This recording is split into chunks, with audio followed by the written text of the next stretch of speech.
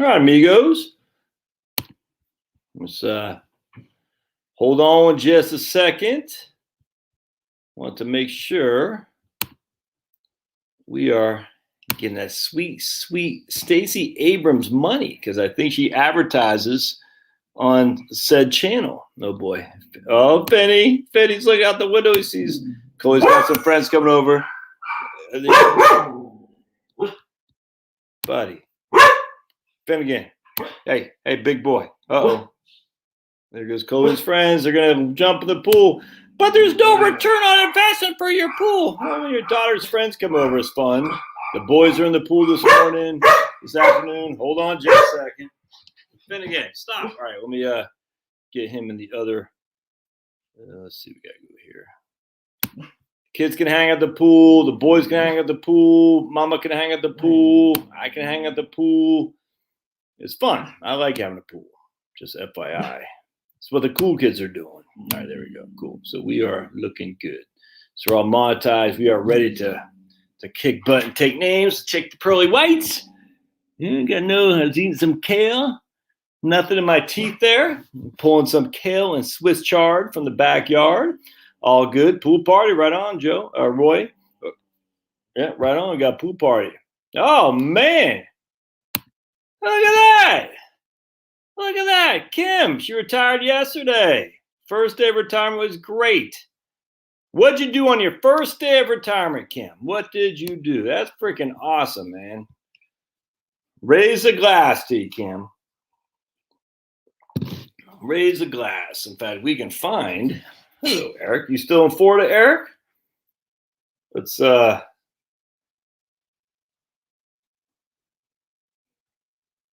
glass. Hold on just a second. Probably don't want to play this because I'll get here.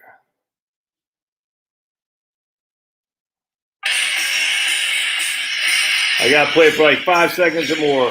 That's a band called the Bruisers out of Boston. It says, raise your glass. So we're going to raise our glass to Kim for retirement. That's awesome, man. Change a planned retirement party for Kim. Right on. Right on. All good stuff. Oh, man. He picked up 51 jalapenos today from his garden, from her, I guess a lady from her garden. That's awesome.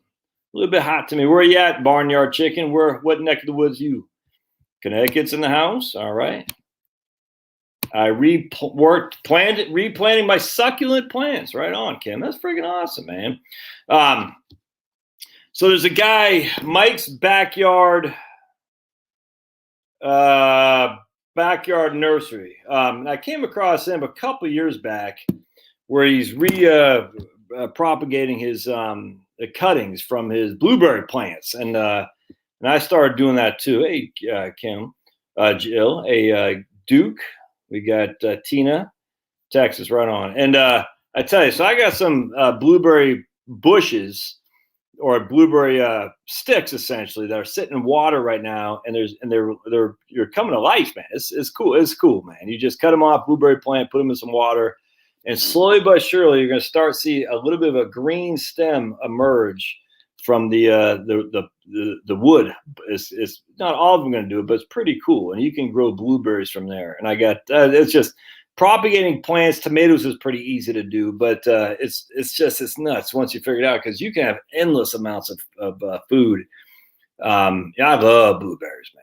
I love blueberries, and as such, I want my part of my backyard. I'm just gonna have nothing but blueberries. It's gonna be fantastic. I cannot. There's a guy I follow on the Bertaria Times. If you want positivity in your life, you want to get away from the frustration, go to Bertaria Times. I guess BertariaTimes.com, I believe.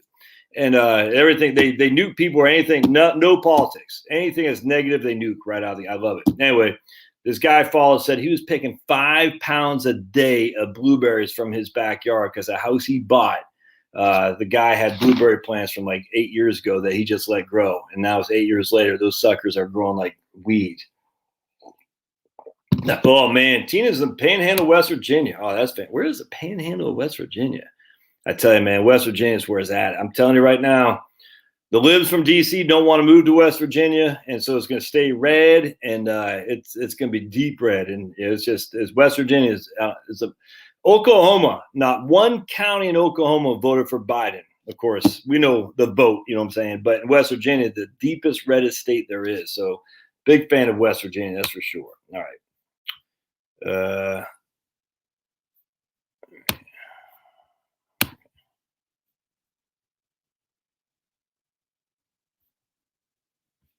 Power just went out in Texas. Yeesh.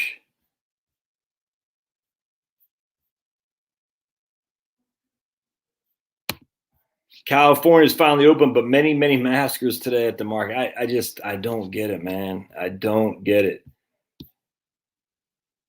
You got Karen and Ed in North Jersey, right on. Que paso? Got Melbourne, Florida. Let's play the next hysteria. I'm going for Yellowstone super volcano eruption. Text it. Right on, man. I tell you, Don, I think we shall see. There's something's happening here, man. Doesn't West Virginia have a bad governor? Nah, well, Manchin is a dem. I mean, yeah, so they have Manchin, but it's not. He's just a holdover from previous times. Jill Manchin is, and like he's liberal, more liberal than the state. But you know, his days. I mean, he probably won't ever be voted out because he brought a lot of money to the state. But the governor is a Republican who jumped from the Democrats to the Republican, and if memory serves, he's not that great. But it's kind of like in Tennessee. The state elected people are not nearly as conservative as the states themselves, if that makes sense. And so it's only a matter of time for switches. I mean, remember in Tennessee, I mean, they had Bill Lee, Haslam. I mean, these are just pretty, you know, they had, what's his name, who became a senator from Chattanooga, Corker. And all these guys are just, you know, Chamber of Commerce, typical Republican types. And Tennessee is so far moved from that now we get Marsha Blackburn. I forgot the guy who just won, but in the Senate. So the issue is that the mainline politicians in West Virginia are less conservative than their voters. Now the problem is what happens. This is why we really got to get these, like we have in Georgia, the top two vote getters face off each other. That's what we really need in all states, actually, because what happens is you got the mainstream candidate from the left or from the right, it doesn't matter. And then any challenger, they're going to split the votes. And so you're going to end up with a Romney. You see what I'm saying? This is exactly what Jeb Bush tried to do in 2016. He tried to say, hey, I'm going to split the votes amongst, you know, the Trumps, of the Ted Cruz's and whatnot, and I'll be the last man standing. And that's exactly what happens typically. You got the mainstream guy, you know, the establishment guy. And then you got the challengers, and they all compete against each other, and none emerge. And so what happens is the mainstream guy wins the primary with 35% of the vote. 6 challengers each get, you know, 15%, but they don't win. But so you got to have a jungle primary. Is what we got in Georgia. The top 2 vote getters face off. That's the way to do it, man. And all right. So by the way, if you guys want your questions asked, you know, I'll start taking questions. If you want to jump above the other people's super chats, because I like that sweet George Soros cash. But if you want to jump ahead of it, just your super chat down below. And I don't even know where the button is, just on the bottom there. I super chat quite a bit actually on various things I subscribe to. So if you want to super chat, you will get in front of the queue for questions. All right, so we got a couple of questions I saw come in, and we'll just go over them. All right, let's see here. I had one right there. Jill, you're still a moderator, right? Can you just, if you got some comments, just nuke them if you would. All right, can I take a look at the ETF Devo for an options ETF? I don't want to do that right now. West Virginia has 2 panhandles, northern and eastern. I don't want to get in specific investments like this. That's not what I want to do. We have 8 new pink blueberry lemonade blush blueberry plants. All right, that's fantastic. All right, so here we go.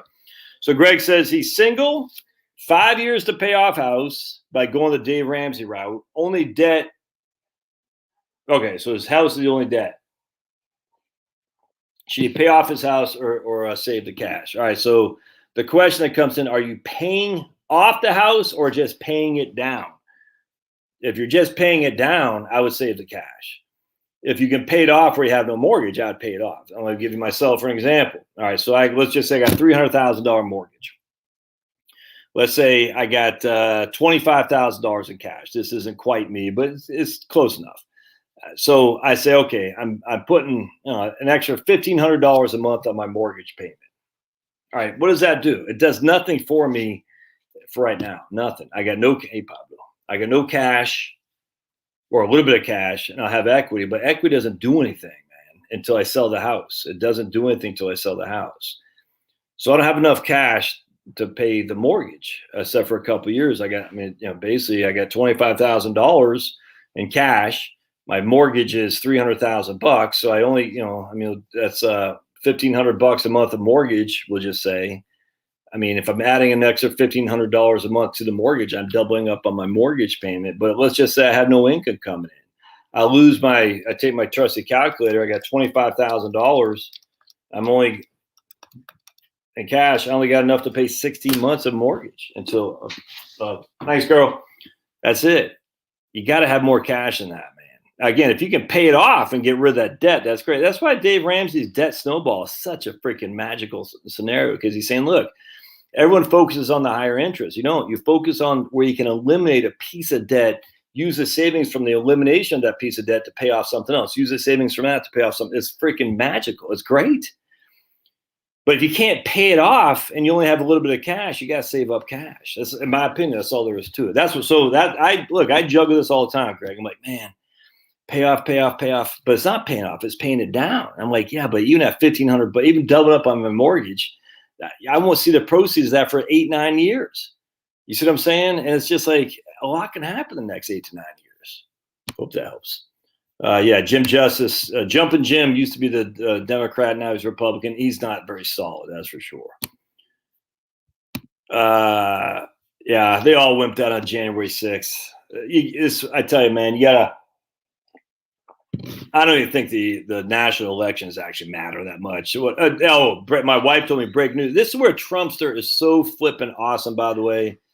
Did you hear Trumpster?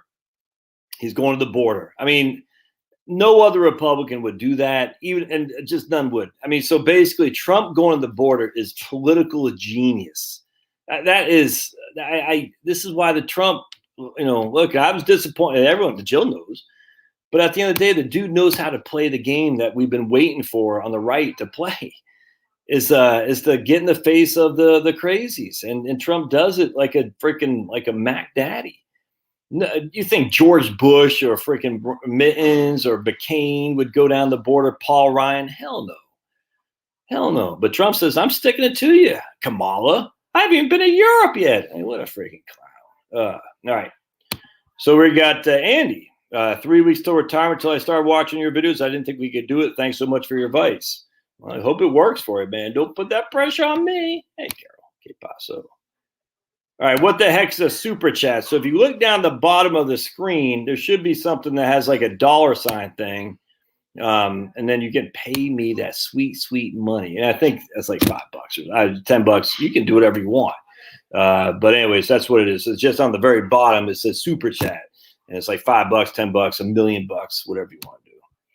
All right. So does Right Capital include Social Security COLA? Yes. Yeah, so basically, well, it includes what I assume is Social Security, which is based off the trustees report, which is 2%.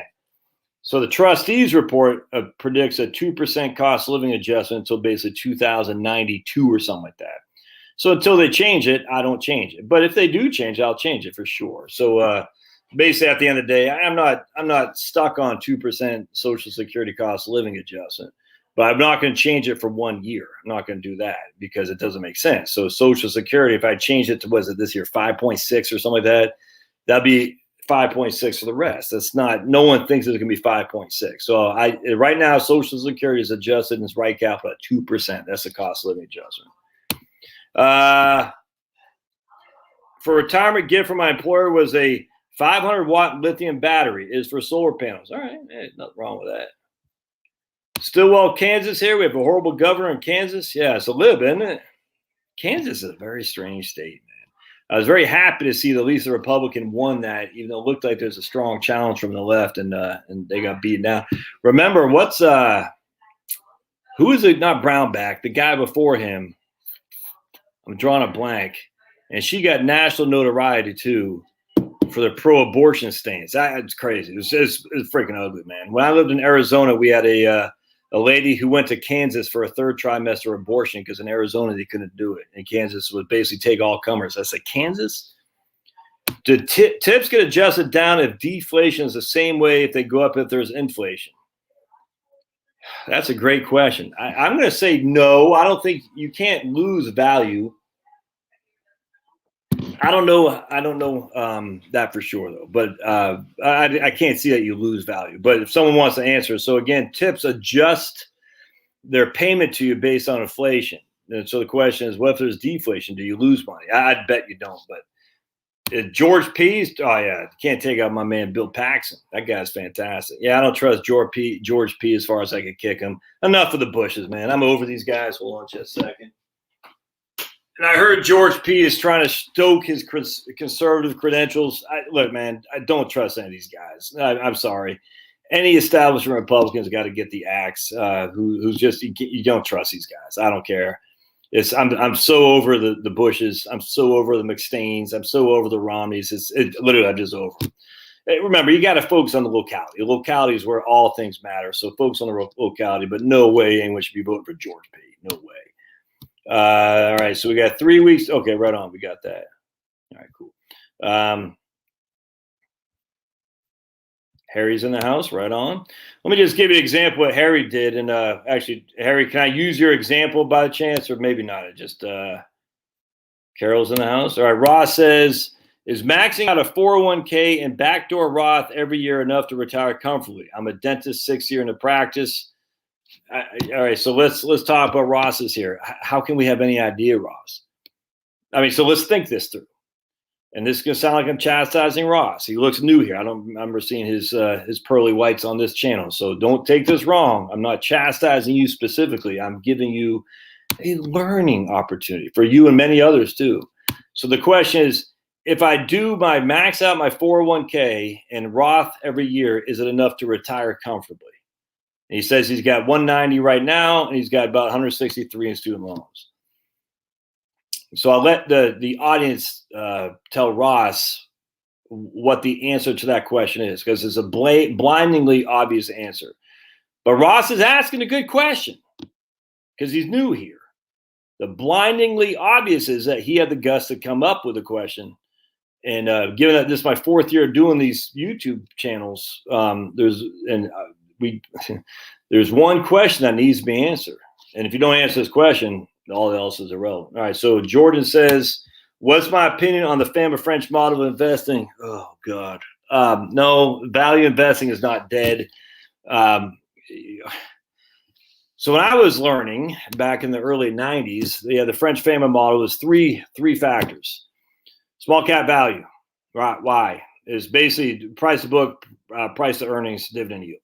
That's value. Small cap value. All right, let me just again. Hold on a second. Ow.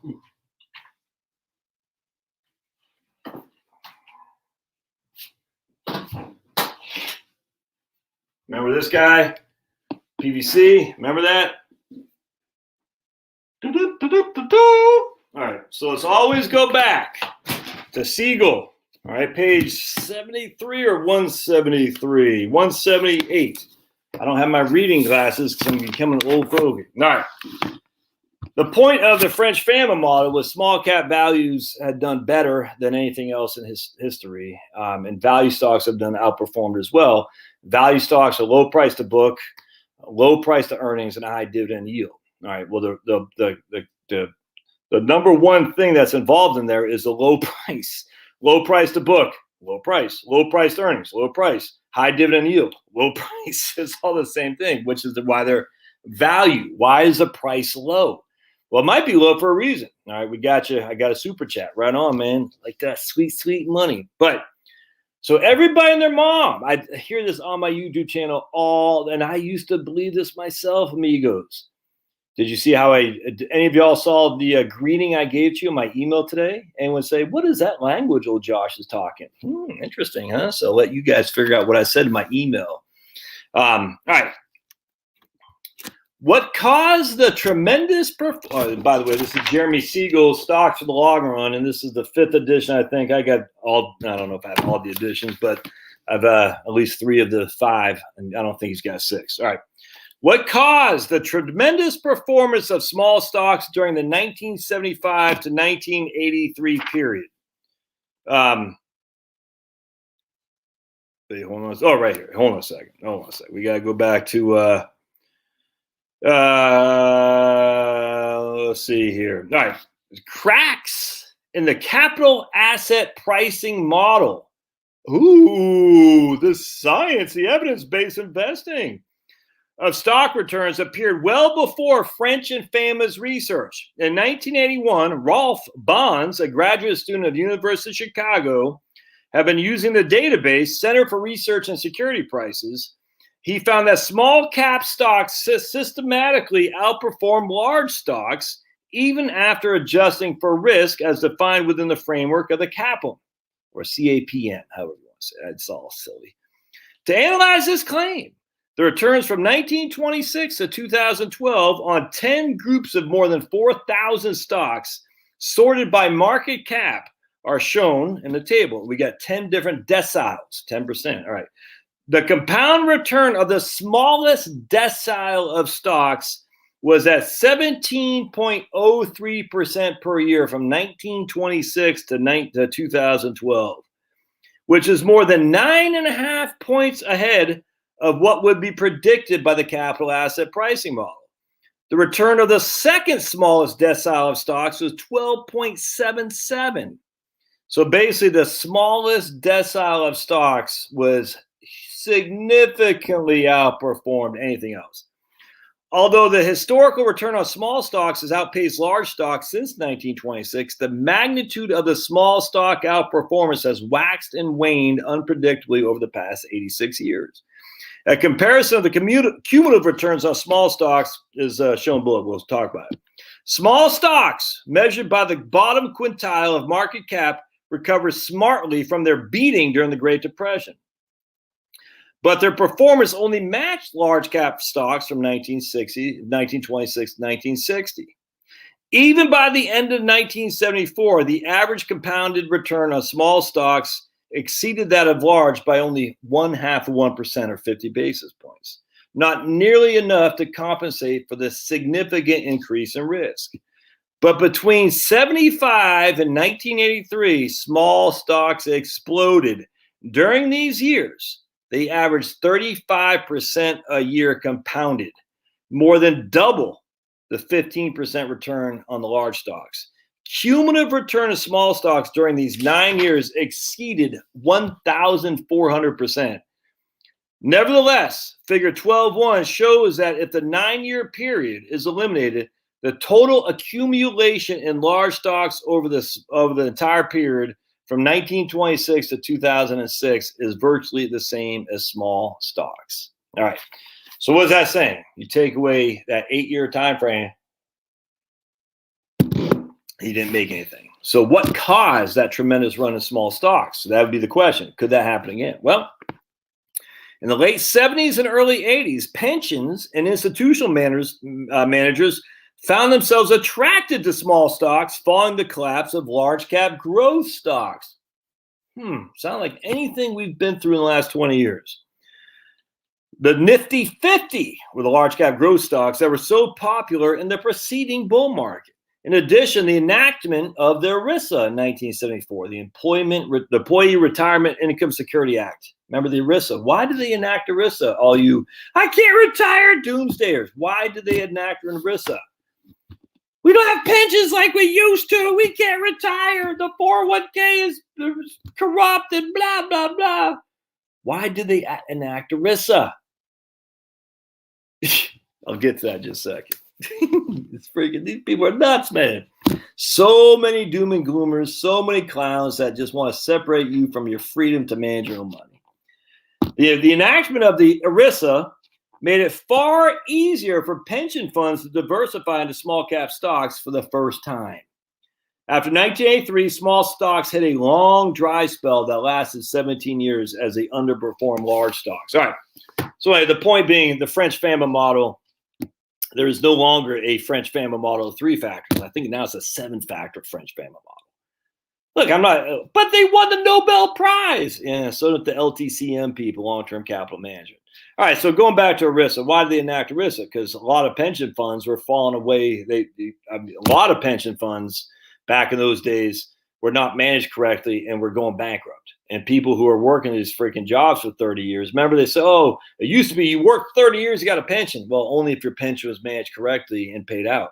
There are many, many pensions that did not pay out. There's lots of YouTube videos on this exact thing, by the way. It's actually quite interesting. You're like, damn. So they enacted ERISA to ensure that pensions were there for their employees. And so what happened then? The company said, well, if I got to be this what's the word I'm looking for? If I got to be this stringent and manage my pension, I'm not going to offer a pension. And thus the transition to defined contribution plans. Because the employer says, I don't want the risk. I'm not going to offer a pension. There's too much risk, too much liability. I got to put too much cash in these things. I'm not going to do that.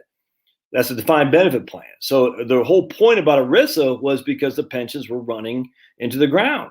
So ERISA came in and people said, I'm not going to follow this. I'm not going to, no way, no how. And so they said, well, what are we going to do for employees? Well, that's later on down the road, the 401k plan, the defined contribution plan. So all these people, the Teresa Girageldes from the New School and all the Stephanie Keltons from the modern monetary theory, even the people over at CRC, the Center for Retirement Research over at Boston College. I mean, all these doomsdayers, man. And I don't know what their agenda is. I kind of think I do. I think they're supported by a lot of teachers unions, a lot of the pension insurance companies that are keen on getting people to do annuities and insurance companies, all that. I think they have lots of financial support from ne'er-do-wells in the industry for sure. And there's tons of money at stake, man. So, all right, so we got some super chats. Let's how do I get the super chats here? All right, here we go. Anyway, where did I go to get the super chats? Super chats. All right, I got one right there. Super chats. All right, may I know your opinion on Personal Capital's smart weighting methodology? I'm not familiar with smart weighting. If it sounds like smart beta, not a big fan of that necessarily, but smart. There's an article. If you read over at Arnott, I want to say Rob Arnott. Who's a hockey player? Jason Arnott for the Devils and Rob Arnott over at Research Affiliates. They talk about smart beta, equal-weighted indexing. I have a sneaky suspicion that's probably what Personal Capital is talking about. I'm a big fan of equal-weighted indexing. Really, I am, especially given that 25 to 30% of the S&P 500 is tied up into the FANG stocks right now. That just makes sense to me for sure. I think I had another. Did I have another? Yeah, I did. Right on. Suleman. All right, cool. If you got a question, throw me away, man. Right on. There we go. So Patrick Taylor says, what's your estimated expenses living and lounging? Until we know that, man, you're right on. Kim says, can I ever make you a moderator? I got to make Kim a moderator here. Kim, are you a moderator? Let me hold on just a second. Let me make Kim a moderator. And guys, don't be offended if I don't make you a moderator. It's nothing to do with you guys. It's just I know I see Kim here all the time. Jill's here all the time. Tom Major is here quite a bit. And so some folks I see on a regular basis on the channel, and I make them moderators because they're here. As the bigger the channel gets, the more clowns you get, and the more clowns you get, the more trolls you get, in which you got to get them nuked. And I don't follow as rapidly the questions that come in as they come. I make them moderators because they're here. All right, so let me find old Kim. All right, Kim. So you should be a moderator now. All right, cool. Japanese greeting. That's right, Scott. And I forgot what I said. I got that from my daughter. All right, so let's see. Do you think negative interest rates are coming to the U.S.? Yeah, I do, absolutely. And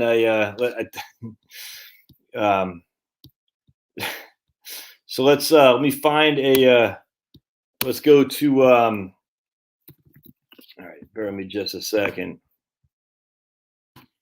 And we're going to go to share my screen, and we're going to go to trading economics. This website, I just freaking love it, man. I love it. You guys follow Simon over at Uneducated Economist? You should if you're not. Look, he's a guy who works in a lumber yard, and I just freaking big fan. Long time, first time. He's saying the demand for lumber is falling through the floor. Fallen through the floor. And this is the basic price mechanism, which is why socialism will never flippin' work. The price mechanism is truly capitalistic. It says, what are you charging? And I said, I'm charging, I think he said $1,000. I don't know what the hell he's talking about. I don't know, 1,700 for whatever it was. You know, a 2x4x8 or something. I can't remember. You know what I'm saying? But anyway, whatever it was, I'm not an expert on it. I know what a 2x4x8 was. I bought some 1x4. I bought some 1x2s or 2x2s. Did I buy some two? I think I bought some 2x2x8s to put so I can stack my my cherry tomatoes, so I can put them up on my cherry tomatoes. But at the Lowe's the other day, they were only like $3 each, something like that. But anyway, the lumber prices are through the roof, but now they're not. There's no demand for it because the price mechanism says if you are buying lumber and it costs you $1,700 for a 2x4x8, people say, I'm not going to do that project. I'm not going to do it while it's paying that. So I'm not going to have the demand. So the demand falls off the wayside. And what happens to the prices? The prices fall by themselves. It's just, it's capitalism, man. So corporate, this is what freaking pisses me off. Corporatism ain't capitalism. It's ugly. That's fascist stuff right there. Corporatism is fascism. Big labor, big government, big business, all conspiring against you, middle class, Main Street America. That's not capitalism. Capitalism is freaking the market pricing of various goods and products you bring to market. That's literally that simple.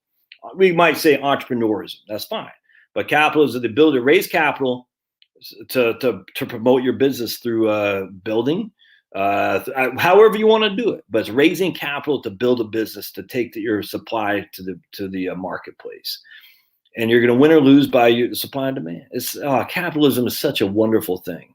Socialism is so evil. Anyway, point being, U.S. retail sales fall more than expected. Why would that happen? Retail sales in the U.S. shrank 1.3%. It's only like, I mean, come on.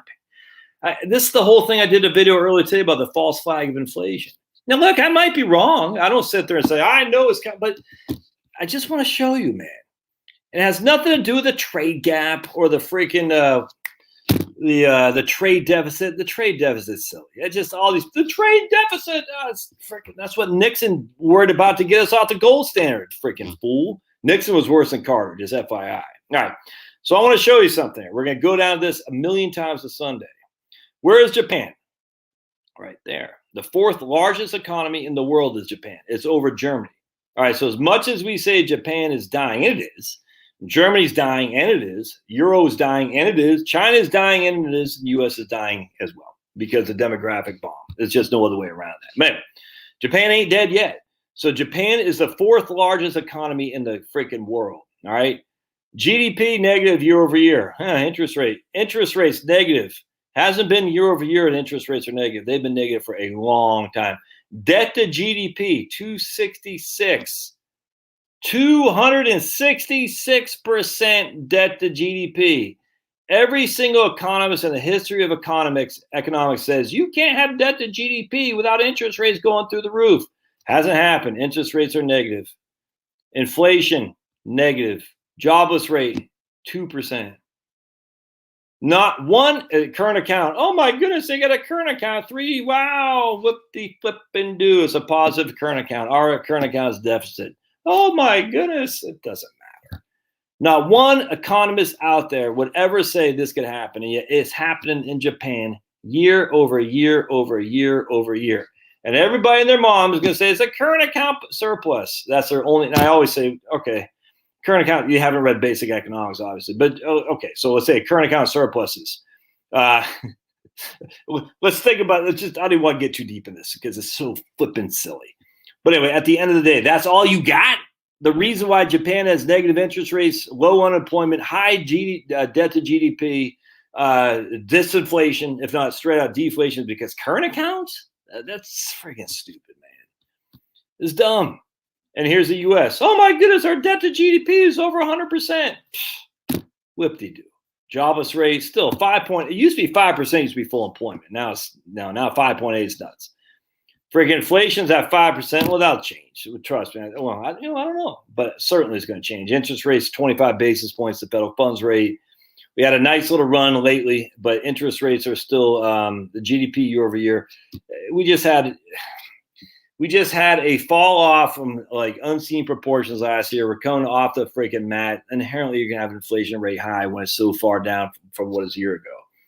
Anyway, so as we see here, debt to GDP. There's no correlation that says if that happens, the other must happen.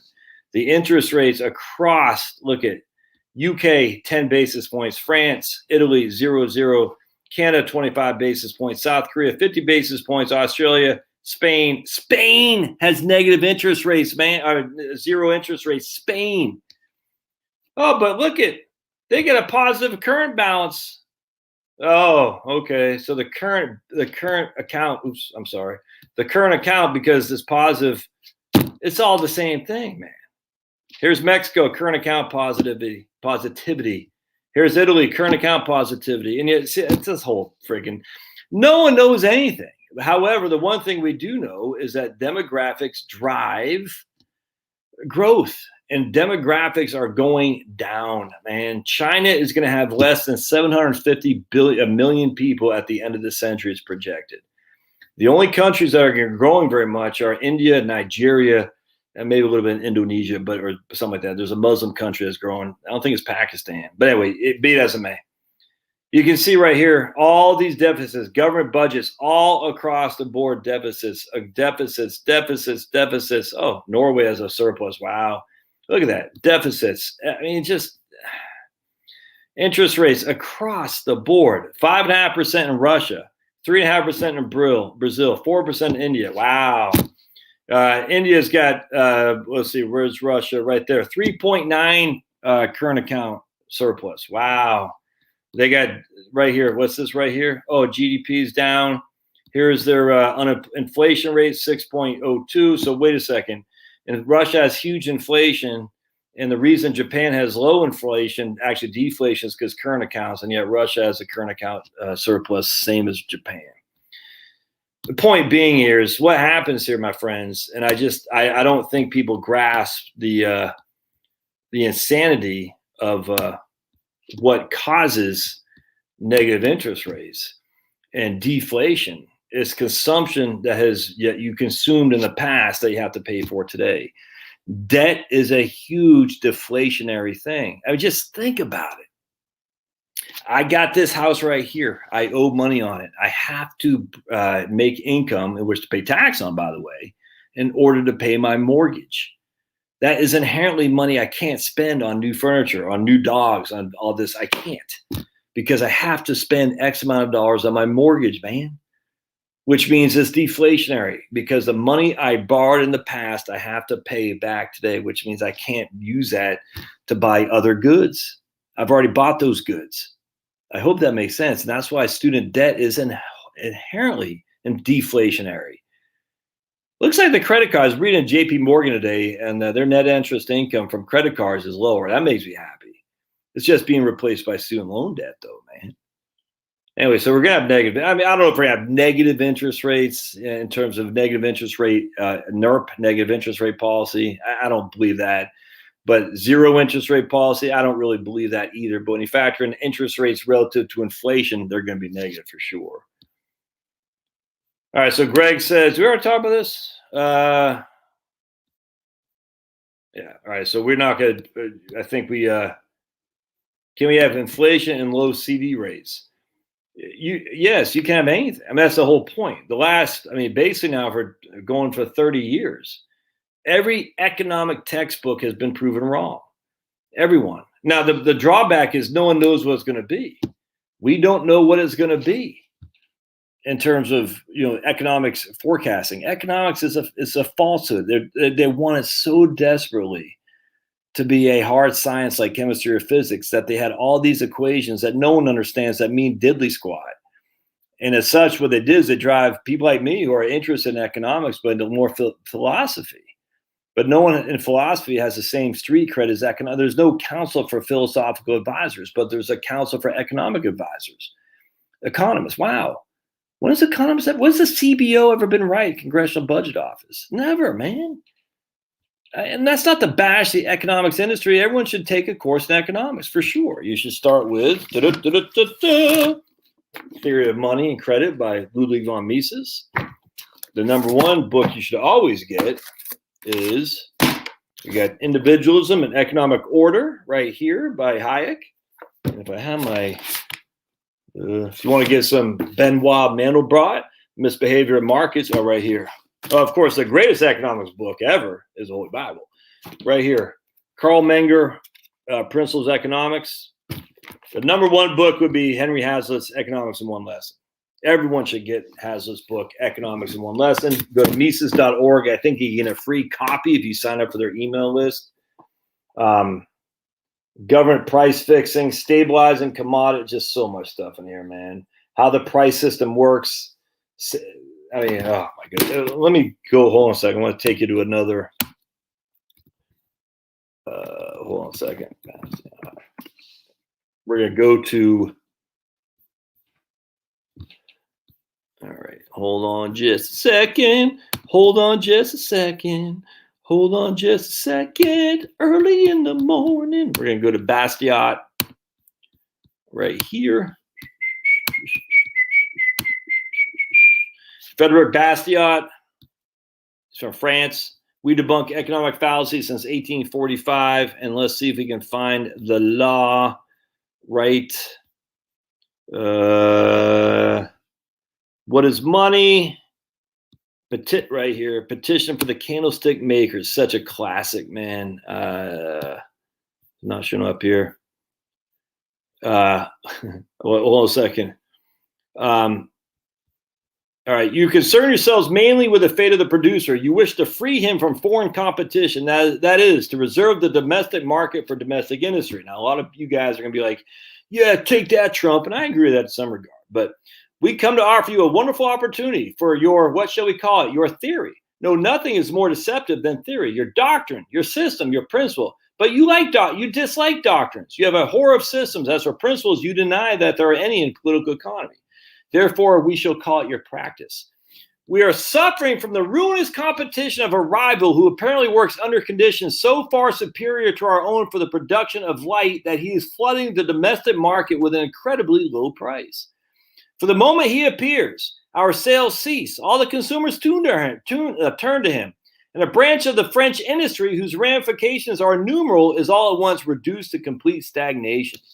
This rival, which is none other than the sun, is waging war on us so mercilessly, we suspect he's being stirred up against us by perfidious Albion, excellent I don't know what that is, particularly because he has for that haughty island a respect that he does not show for us. We ask you to be so good as to pass a law requiring the closure of all windows, dormers, skylights, inside and outside shutters, curtains, casements, bullseyes, deadlights, and blinds. In short, all openings, holes, chinks, and fissures throughout which the light of the sun is wont to enter houses to the detriment of the fair industries with which we are proud to say we have endowed the country. A country that cannot, without betraying ingratitude, abandon us today to so unequal a combat. Be good enough, honorable deputies, to take our request seriously and do not reject it without at least hearing the reasons that we have in advance in its support. First, if you shut off as much as possible all access to natural light and thereby create a need for artificial light, what industry in France will not ultimately be encouraged? If France consumes more tallow, there'll be more cattle and sheep, and consequently, we shall see an increase in cleared fields, meat, wool, leather, especially manure, and the basis of all agricultural wealth. If France consumes more oil, we shall see an expansion in the cultivation of the poppy, the olive, rapeseed. These rich yet soil-exhausting plants will come at just the right time to enable us to profitably use the increased fertility that the breeding of cattle will impart to our land. So you get it. So basically, what's happening here is the candlestick makers are petitioning to close down the sun because the sun is providing free light. And if you're a candlestick maker, like, no, that's hurting our industry. So that's so much in Boston. It's nuts. He also has something on trade, too, if I can't find that. The law. This is right here. Is fantastic. I'm not gonna read it here. It's just so much freaking gravy in here. Anyway, so you got to read this. I'll put the link in the show notes. Bastia is fantastic. There's no other way around that. Anyone who says Bastia is not fantastic doesn't know his head from the hole in the ground. Point being is, at the end of the day, I forgot why I went off on that. Can we have inflation and low CD rates of return? No one knows, man. No one knows. I will say, at the end of the day, though, while the sun is an unfair competitor, we still don't want to have our just-in-time inventory, especially when it comes to large power transmissions, LPTs, steel. We don't want to rely on China for our sole source of steel production. At the end of the day, there is something to be said about producing your own goods, even if it costs you more. I'm sorry, steel. If we don't have cheap energy, my friends, we are screwed. That's all there is to it. And as such, we doggone better get freaking our manufacturing base in order, so we're not relying on enemies. Communism is the enemy. Again, I don't think the Chinese Communist Party is the enemy of America as we sit here today. I don't think they're good. I think the enemy is a lot more endowed than that. Let's just put it this way. It's not those guys. I mean, they're not good, but there's a lot worse going on right within our own very borders in the Western European and the United States as well. Some evil stuff happening. Just read what's going on over. It's nuts. But anyway, so just real quick, I wanted to share with you guys something real quick too, just because I thought it'd be kind of fun. Real quick, we'll go over here. Because if we don't get our cheap energy, we are doomed. And we got this right here, bright green impossibilities. From this guy right here, Willis Essenbalk. And I want to actually, did I not keep the one thing right here? You can't have electric vehicles. It's an impossibility to have I won't read this whole article, but right here. Hold on just a second. He had another article on how much we rely on fossil fuels and nuclear for not just electricity, but energy needs. I've said this a million times a Sunday. While we might get, 15% of our electricity needs met by renewables, electricity is one source of energy. Energy is huge, is all-encompassing, agricultural, transportation, the whole thing. And when you look at the overall context for which we need energy, cheap energy, not just cheap electricity, renewables don't even, it's like a drop of sand in the beach, man. There is not enough renewables to power our society, not by any stretch of the imagination, and never will be, man. It's stupid, it's nuts, it's dumb. And then we're going to put more and more load on the demand for electric vehicles. Again, just going back to electricity, it's just the whole thing's nuts. I'll do another video on that article because it's such a great one. How the numbers are the numbers. You're not going to have mass electric vehicles. You're not. It's an impossibility. It's an impossibility. Unless you go heavy nuclear, and no one's trying to do that. All right. Any more super chats on here? Let's see. If not, we'll come back to more questions. We talk about that. Let's see. Okay, we got that. All right, cool. So we got, I think I got all super chats. So remember, if you want to be skipped to the front line, by all means, I take your money. So Jill says she has some I bonds from 2002 that are earning almost 6% right now. That's crazy. Prairie Mark, it is kind of good to sit back and relax and watch them deposit those pensions and annuities every month while I go for long walks and read some good novels. Yeah, right on. I completely agree. Prairie Mark there. Retirement, as Harry says, is based on expenses. Hold on just a second. All right. You want to see what everybody's doing? Go ahead, big boy. There you go. Look, retirement is based on expenses. If you don't know your expenses, you can't do be an okay retirement. You just don't know. How would you possibly know? I mean, how can anyone possibly say, am I going to be okay in retirement if I don't know my expenses? By the way, big fan of James Grant, too, by the way. Money of the Mind, Borrowing and Lending in America from the Civil War to Michael Milken. Debt is the enemy, man. You can't go bankrupt with no debt. I just, look, man, at the end of the day, I just got to clean up my desk here one of these days. If you have no debt, you're just in a much, much more safer position. Debt is what will eat you alive. Eat Me alive. Remember, who sings this? I'll get banned for this. In the dead of night. It'll be a copyright strike. Love bites. Love bites. Who sings that song? All right. What are the dentist expenses? Right on, John. Exactly. Kim said it. What are your expenses? Till we know expenses, we don't know nothing about nothing.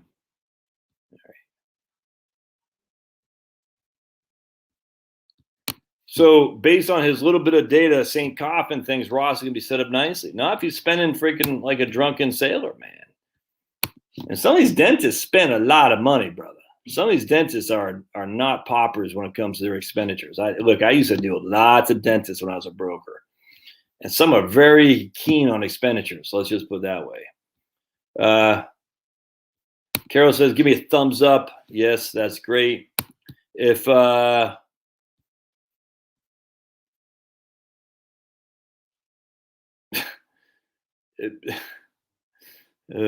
change your channel to what are your expenses? Maybe half the viewers would self-answer. Yeah, but then they won't be here, Moon. Oh,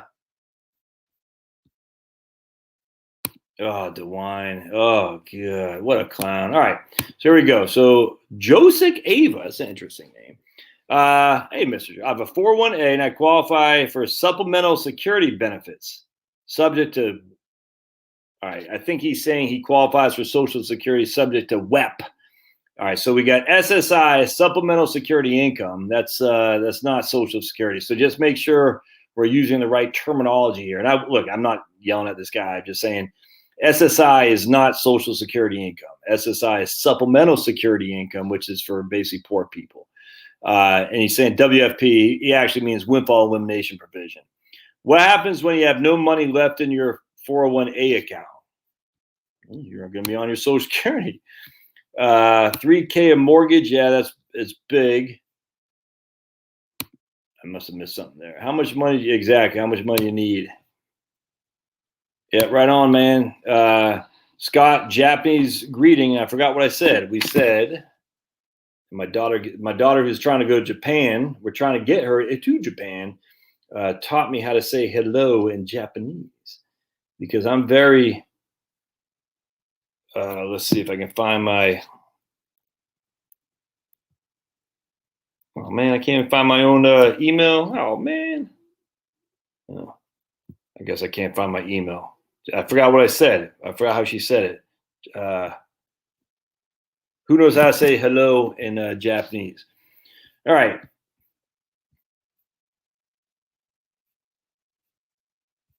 All right. Yeah, right there.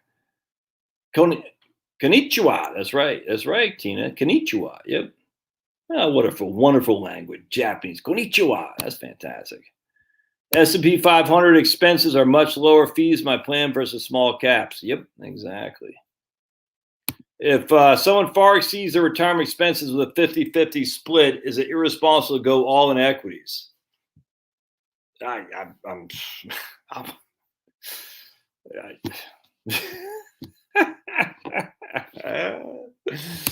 Woo! I wouldn't. All right. If you have no risk of portfolio failure, you should be 100% equities. Why? How can you have no risk of portfolio failure? I mean, I just don't get that. I don't. Why? Because you want to leave a legacy? Oh, just buy some freaking second to die life insurance or something like that. Like, I don't care. I challenge the idea of no risk of portfolio failure. We got 90 years? 90 years, man. And the U.S. was the top 3 of the 90 years.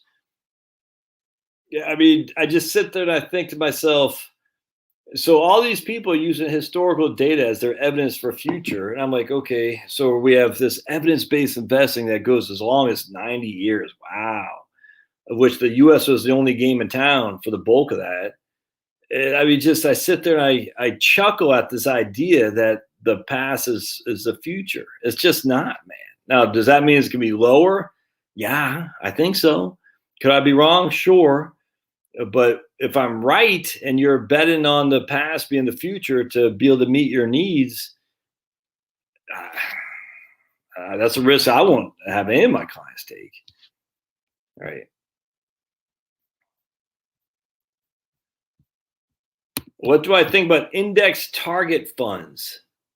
Indexed target retirement funds. Yeah, I got no qualm with that. I mean, I'm not the biggest fan of target retirement funds, but I got no qualm. All right. Kristen says, are target fund fees too high? Well, Vanguard's aren't. Schwab, I love Schwab, man. I mean, I meant to do another video on Schwab today, just real quick. So I had Schwab. I'm very interested. Did my man Harry ever email me back here?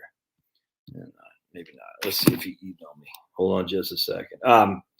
So I was very interested in looking at, hold on just a second, amigos.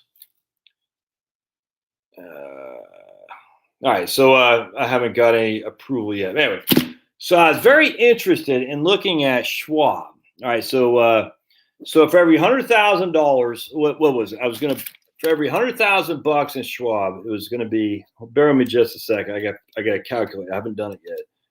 All right. Yeah.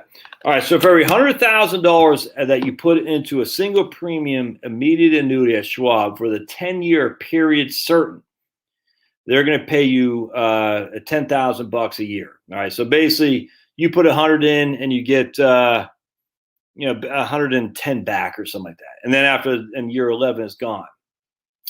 All right. So it's kind of like. I'm going to do a video on this, and I'm going to butcher it now, but it's kind of like when you borrow from your 401k to pay off debt. All right, what you're doing is you're locking in your 401k balance at $100,000. You can't. I don't know if you can still use $100,000 from the CARES Act, but just hear me out for a second. You're saying I'm going to borrow $100,000 from my 401k. I'm going to pay $100,000 of credit card debt. Just hear me out for a second. What you've done now is you've locked in the market at $100,000. You will not get any growth on the $100,000, and you won't get any negatives on the $100,000. So you're saying, I got $100,000 of debt over here. I got $100,000 of my 401k over here. I think the market is at a market high. And I'm not quite sure where the low is or when it's going to be, but I do know I have this debt over here. So I'm going to borrow from my 401k to pay off this debt. All right. So essentially, I have nothing. Right now, I got no net worth. I got $100,000 in 401k, $100,000 debt. I'm going to wipe them out. So now I got no net worth. $100,000 is gone on both sides. Hope that makes sense. Now, because I'm borrowing from my 401k, I got to pay it back. All right. So I'm paying it back at usually it's a 5.5% interest rate, which is going back to you, by the way. So I'm paying it back at 5.5% interest rate. And it's going to be, and I wrote this in my book, Strategic Money Planning. It's around here someplace. I wrote an example in Strategic Money Planning where I showed you how borrowing against your 401k can increase your net worth to pay off debt. Point being is you're taking your money. If you think the market is going to have some start and fits and then it's going to take a tank, locking in your gains is a wonderful scenario. All right. So what I did here is I said, okay, I'm going to use $100,000. I'm not going to pay off debt because, just use that for example. What I'm going to do is I'm going to use that $10,000 a year. And I'm going to dollar cost average into an investment. All right, so check this out. So let's just say I expect the market to give us 5% a year on average. So I take $100,000. All right, I'm going to leave it in the market. I'm going to get 5% a year on average for 10 years. I'm not going to add anything to it. I have 100. Oops, hold on a second. Blink.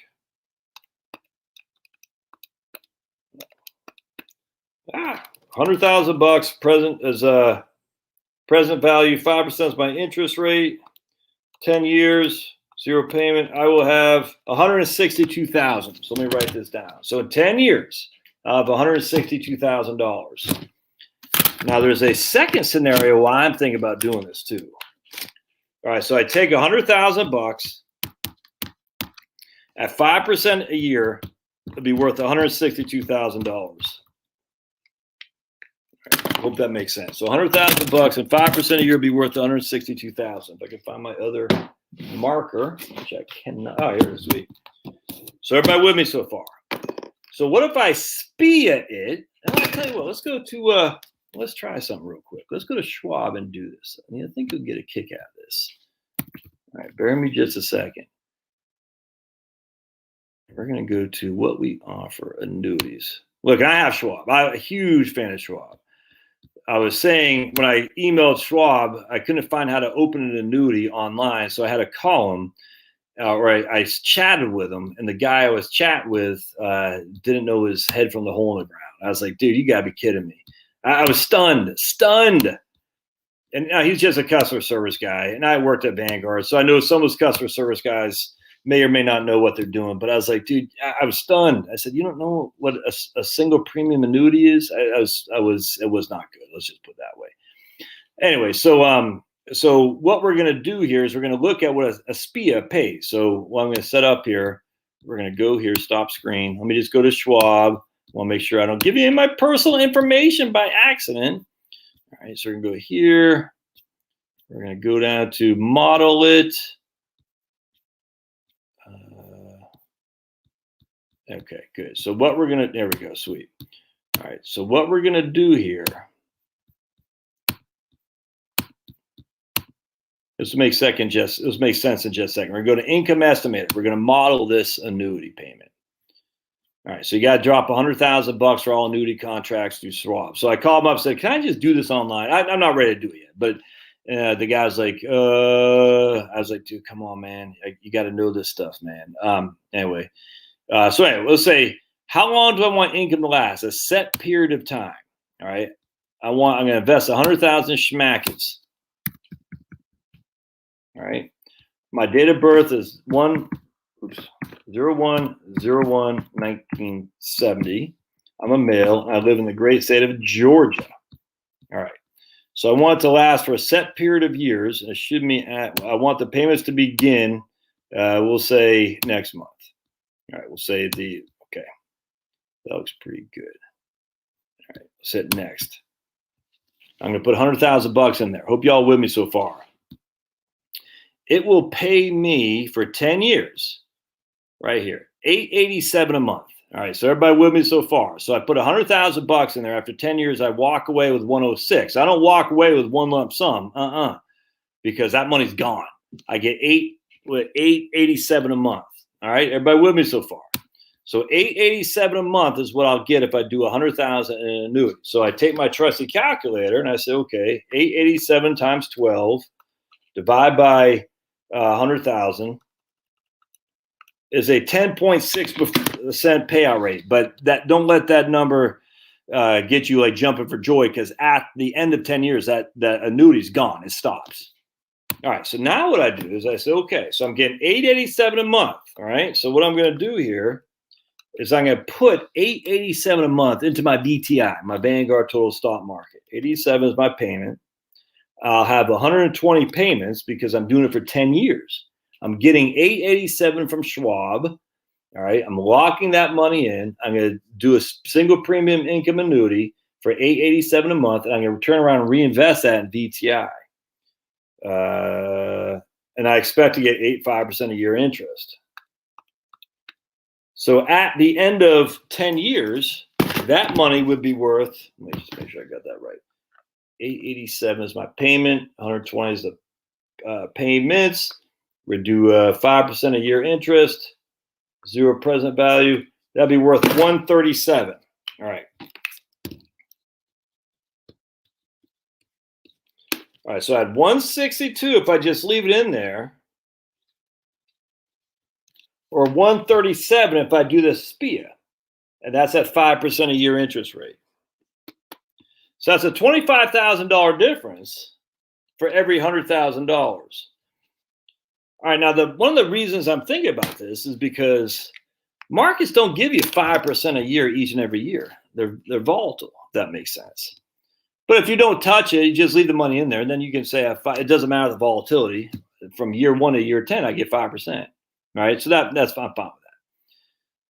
But what if we had a decade like we had in 2000? Now I'm not at 162.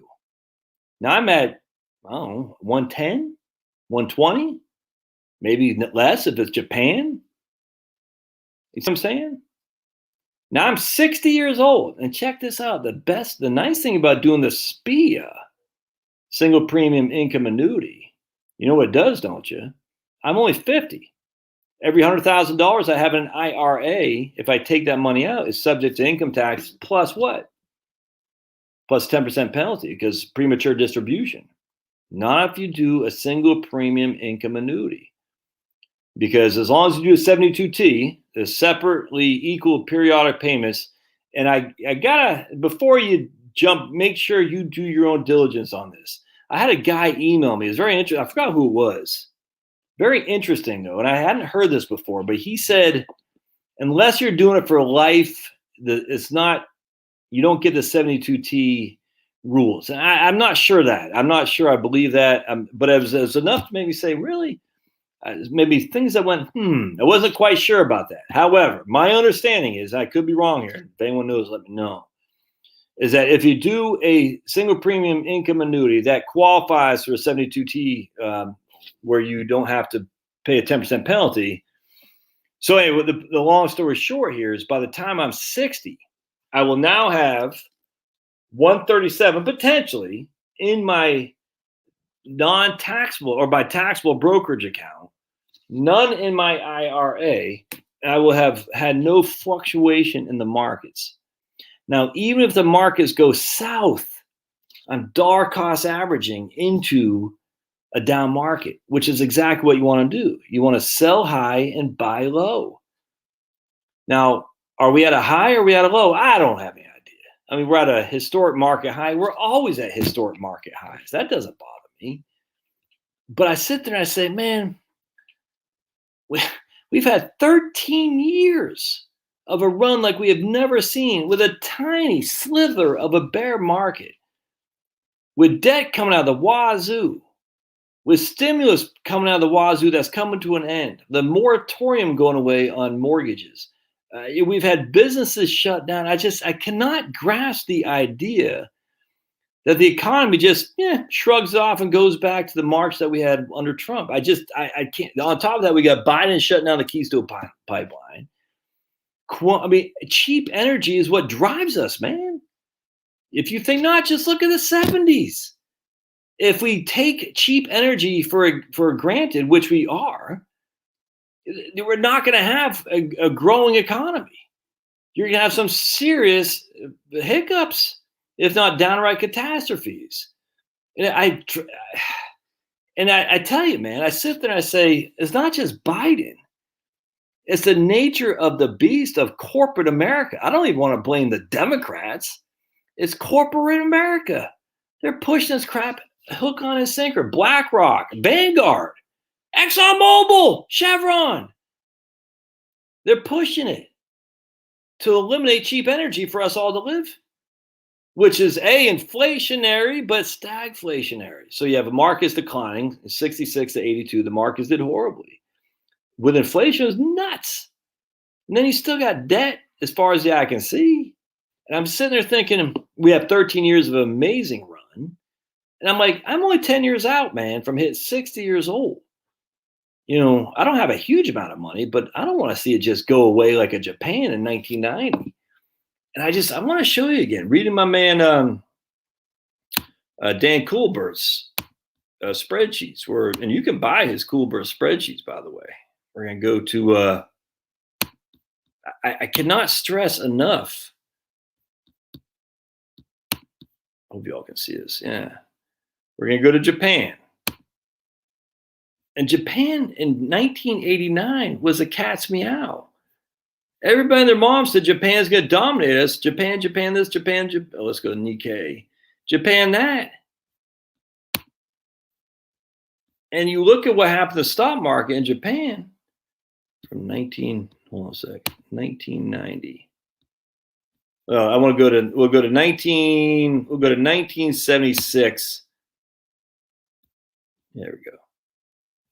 So here's the Nikkei from 1976 to 1989.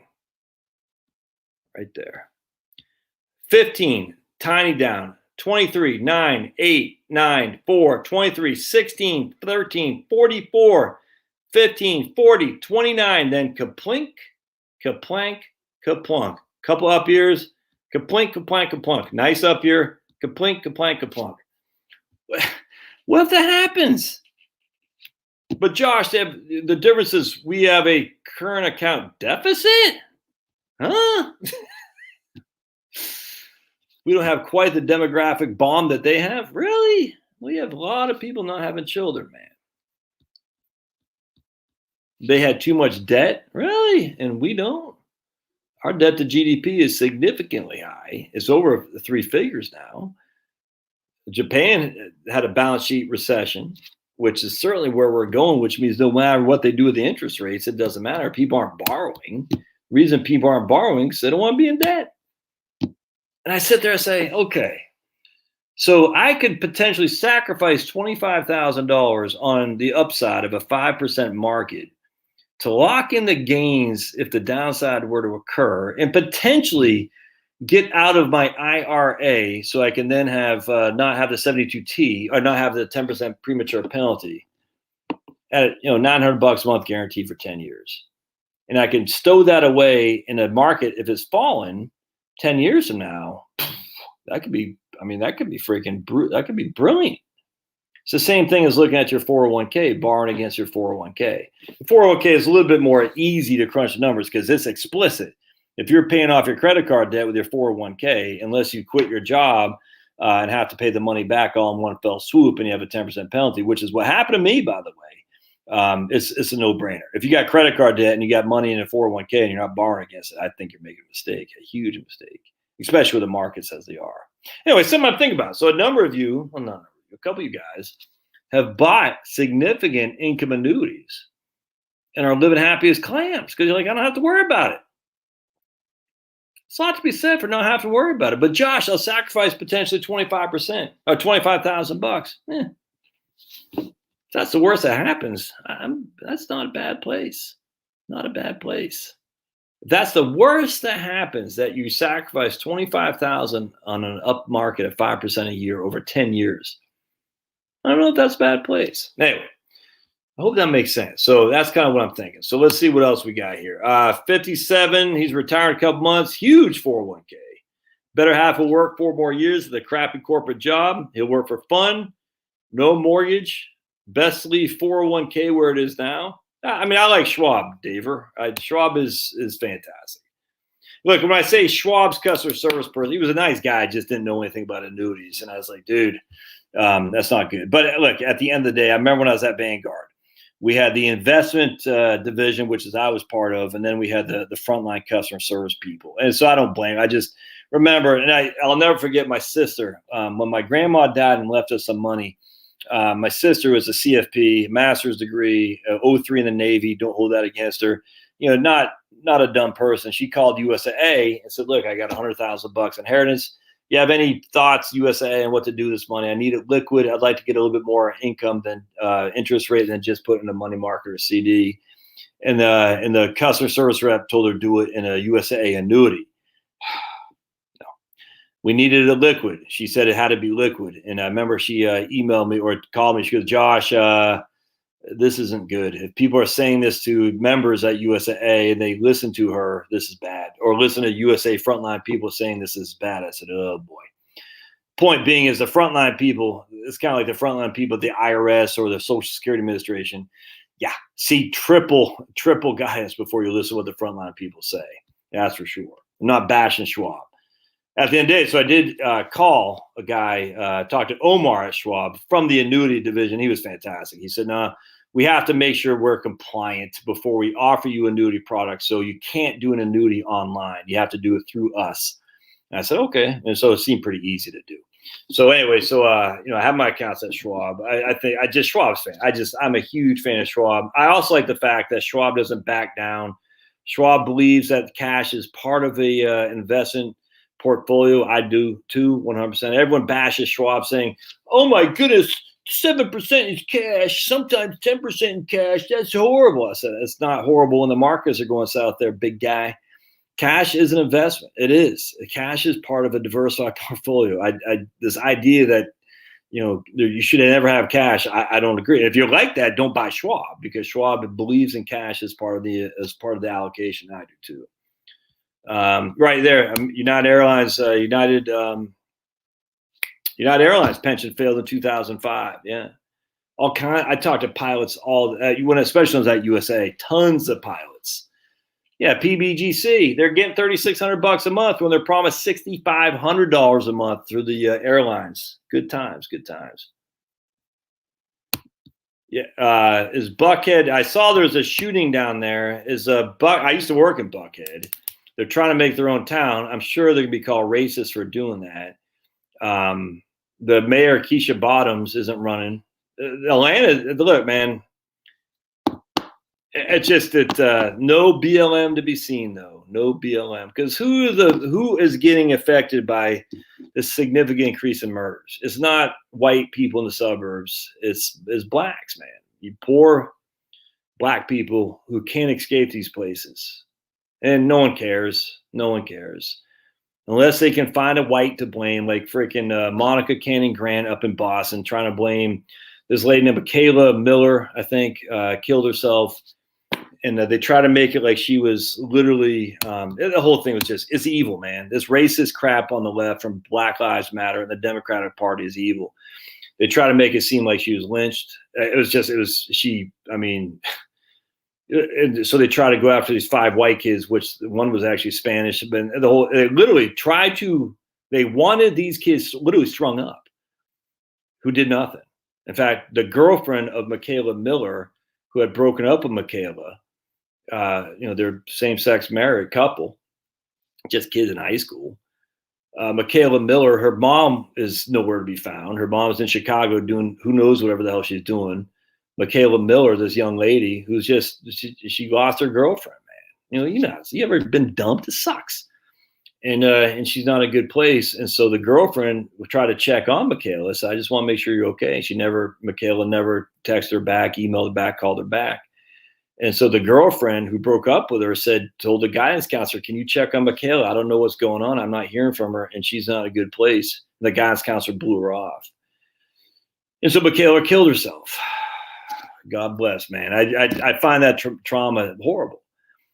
And because it's a mostly white town in Massachusetts, where Hopkinton or something like that, all the insane blacks from BLM people from Boston made it a racial thing. It had nothing to do with race, nothing at all.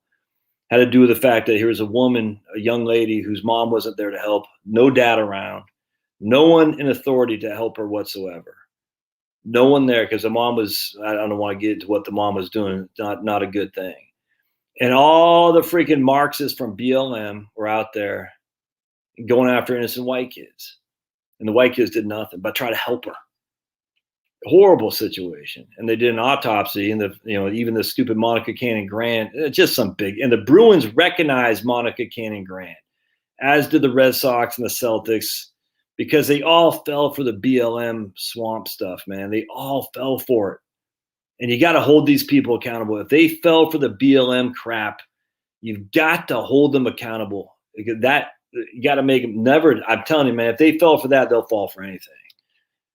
Because at least with the pride stuff, we can say, look, man, I get it. I mean, I don't like it. I don't like being, the fake flags all over my face. It's all fake. We know that. But look, I get it. That doesn't bother. I mean, it's weird, but it doesn't bother me so much. But the BLM stuff does, because if you took 2 seconds to see what Black Lives Matter was, you'd recognize they're an evil group of people. They don't care about Black lives. Not at all. Not at all. But no one took but they had to throw in and say, we support Black lives. We support Black lives. It's crazy. And they fell for that corporate. That's why corporate America is not your friend, man. Anyway, so long story short, this girl, she killed herself. And all these people out there start saying, oh, my goodness, the white people killed it. And, I said, man, I got white kids, girls and boys. If you went after my white kids like that, slandered, be freaking wrong answer. And they try to bring Monica Cannon Grant, want to bring 50,000 rabble rousers, trained Marxists to protest But then the autopsy came back that Monica Cannon Grant was able to get on her own somehow. And the medical examiner said she killed herself, dude. And it just went away just like that. Now on to other places where we can blame a white person for killing a black. And yet we got tons of blacks killing blacks right now. How dare I talk about this? I'm a white guy. I don't care. I care about human beings. And when human beings are being murdered in the streets because politicians are shirking their duties to protect innocent people, can you blame Buckhead for trying to get the hell out of Dodge? Just happens to be Buckhead's lefty, rich and white, but you can't blame them. They said, why the hell should we be part of this? The sad thing is all these innocent kids in there who can't escape. Not Buckhead, of South Fulton County, of Midtown. Georgia State's downtown. My daughter was telling me about a girl she knew that, no, it's Charlotte was telling me that. A girl she works with went to Georgia State, which is in downtown. My daughter goes to Georgia Tech, which is in Midtown. And she was walking to class at Georgia State, and some freaking crazed loon pushed her in the middle of the street. Thankfully, there's no oncoming traffic. Thankfully, a cop saw and freaking arrested this clown. Trust me, we all know if it's a reverse in terms of skin tone, that'd be front page news. And she had to go down there and, testify against this clown. But, that was a few years ago, and now there's no cops presence at all. Because who wants to be a police officer in that environment? And I'm in Fulton County, by the way. And we got to separate. We need to be freaking Milton County is what we need to be. But I won't be long here. That's all there is to it. No way, no how. If we learn anything of Black Lives Matter is that if you're in a county run by liberals, you can protect yourself. They're never going to protect you. With McCloskey's, remember St. Louis? They did nothing wrong. They did nothing wrong. And yet that freaking clown of a DA went after those people. Same thing here. Paul Anthony, who's no longer DA, thank God, he went after cops for tasering people because they didn't want to shoot them. And he said tasering was a force, what do you say? He called it like using a murderous weapon or something like that. Then the same thing happened with a clown black guy, steals a cop's tasers him. And then he's like freaking threatening this guy. And he's a drunk. The whole thing was just nuts. The cop shoots him. The same guy says, you should not have used violence against him. He's like, I used a taser. He was tasering me. And the same guy who said tasers were a deadly force when the cops were doing, one black cop, by the way, he still went after the cops. He said, but he was being tasered. You just said it was a deadly force. So what am I supposed to do? And he said, no, you should never have done that. You should have shot him in the kneecap. I think I'll kiss my butt. Anyway, so I'm not all that worried about it, Douglas. At the end of the day, this is the thing with America about it. Now, but this is why I was wondering. I was talking to my man Devin the other day from we did a video on Mexico. I said, well, Mexico is the same. I mean, America is not a violent country. If you stay away from certain segments and you know where these segments are, if you stay away from them, the likelihood of you being subject to violent crime is almost nil. Ann Coulter did this a number of years ago, like 5 or 6 years ago. And I'm not the biggest fan of Ann Coulter, but I remember I said, it's so true. She goes, you just stay away from these. You're not going to get hit with violent crime. It's just not going to happen. And sadly, we all know where these violent crime areas are, epidemics. And the people who supposedly care about black lives don't give two craps. Don't give two craps about black lives or being taken, young children in front of our very eyes, because no one cares as long as there's no whitey they can blame. It's freaking disgusting, man.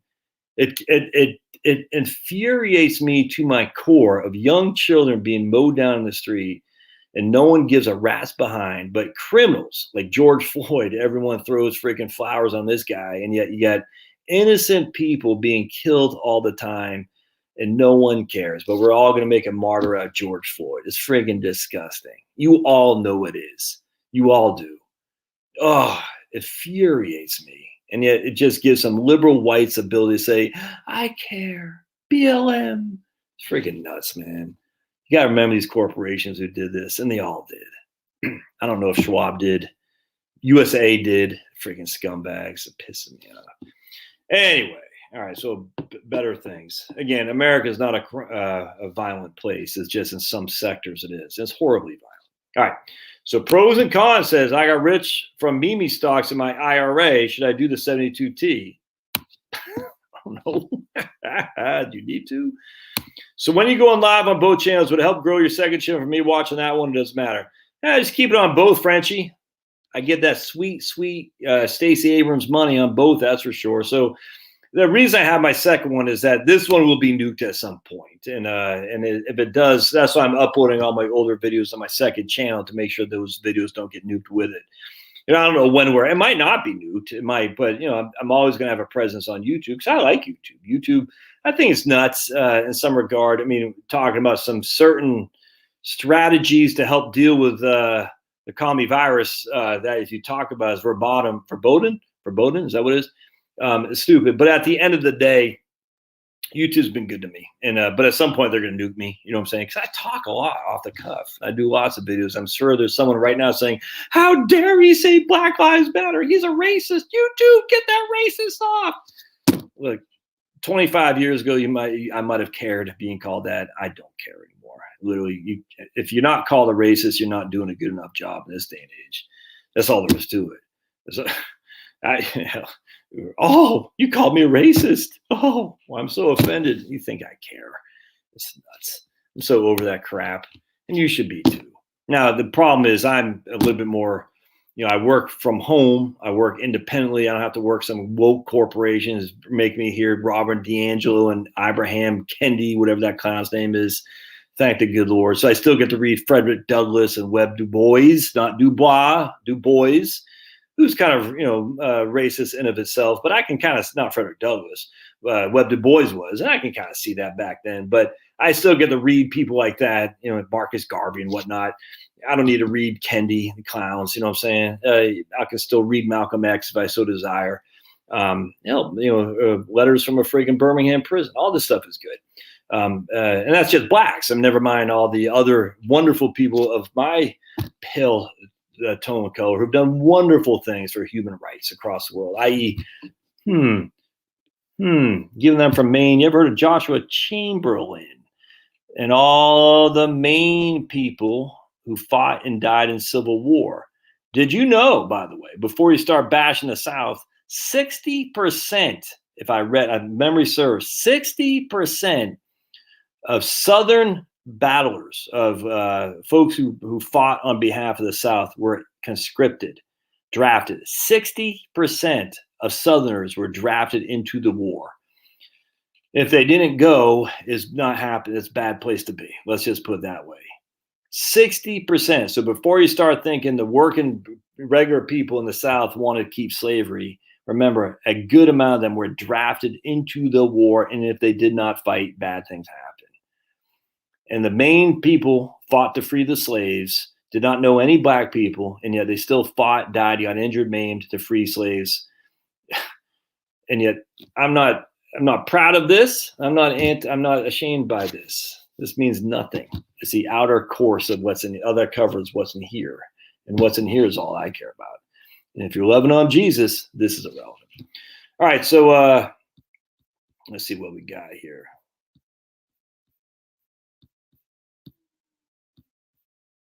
Yeah, open two windows, says Harry. Right on, man. Oil prices are going up, up, up, up. Are they? Are they? I don't know. Well, our gas here is like $2.79 for a gallon. That seems okay to me. I'd rather be $1.79 a gallon, but $2.79 doesn't seem unreasonable. That's for sure. But I do think without, the oil is going to be transported. It's just not going to be transferred by environmentally friendly pipelines. It's going to be transferred by cars and trains, or trucks and trains. Stupid. All right, right on, Kim. All right, good. Fed meeting tomorrow. Hold your undies. Yep. What's my opinion on covered call ETFs or income? I'm not a fan. I did a video on QYD that my man Jerry from the GW Life ETF channel did some stuff. Go to subscribe to GW Life ETF channel. Jerry, I forgot his last name off the top of my head. Jerry, he does a lot of stuff on those kind of things. I'm not a fan of it. I just, it's my own personal bias against covered calls because I got hammered doing that back, going on over 20 years ago. Deflate. Yeah, I tell you, man, I've been saying this for a while. I'm not sure it'll be right, but I think deflation is, I truly still believe in that for sure. But I could certainly be wrong, man. I mean, my goodness, that's the thing. You got to hedge both sides. So I don't want everything out of the market because I might be wrong on the corporations kicking butt and taking names for 10 years. I mean, who knows? Who knows? That's the thing. You just don't know. So you gotta play both sides. Nothing wrong with that. I will say anything about playing both sides because I don't know how you could play one side of that equation if you know what I'm talking about. Man alive. Ugh. But hey, people are born the way they're born. But there's some things you shouldn't play both sides.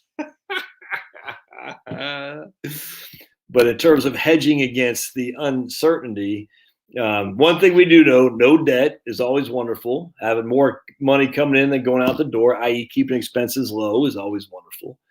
And playing both sides of it. You say, I got some cash, I got some stocks, I'm good.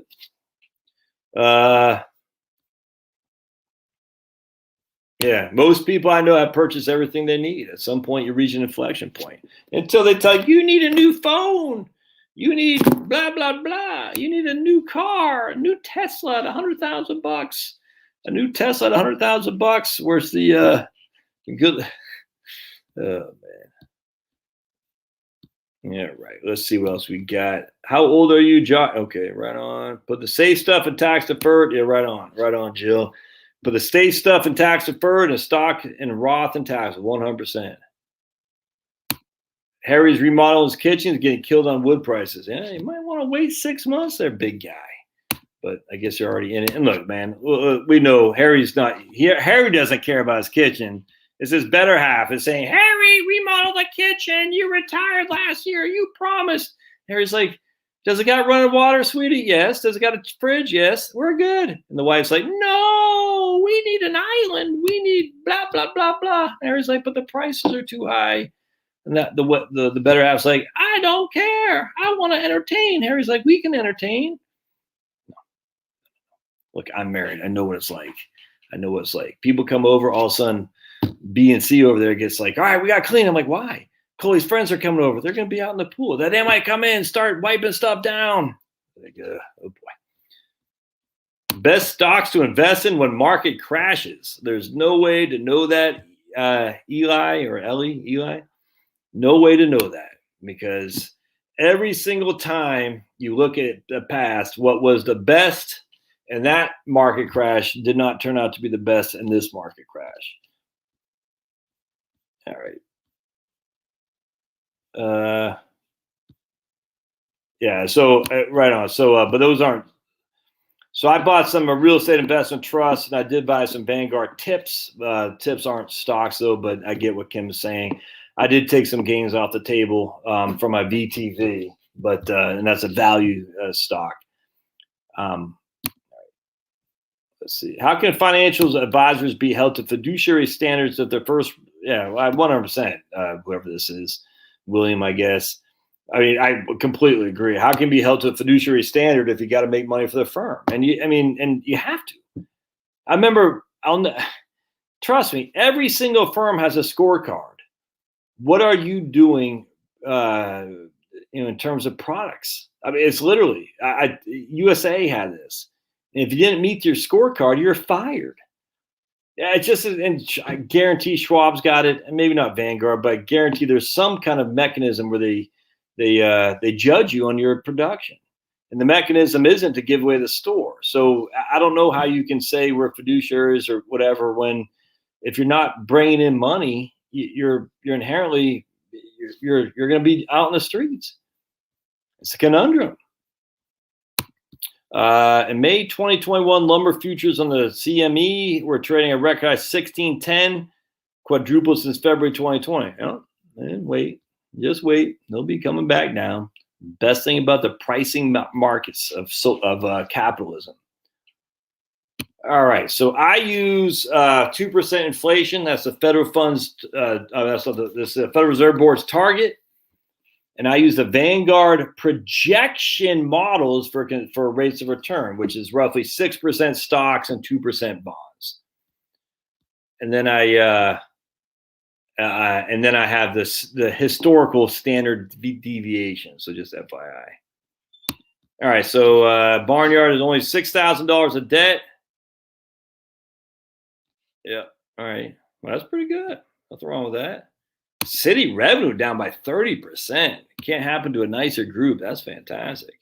I got no qualm with that. I thought I was paying cash on my debit card all the time to use my credit card. Gotcha. Well, yeah, but now you know. You should have that much money sitting in cash because you weren't using that.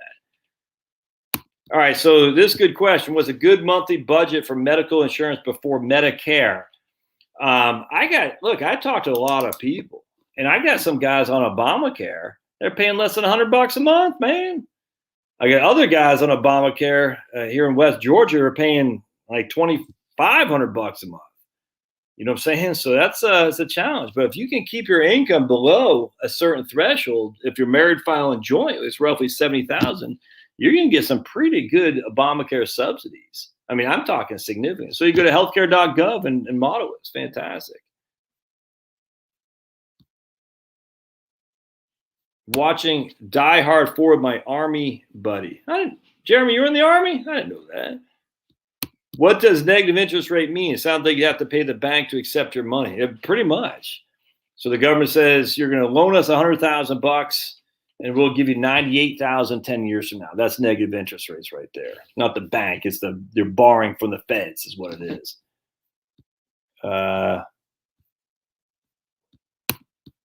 Do we need to work?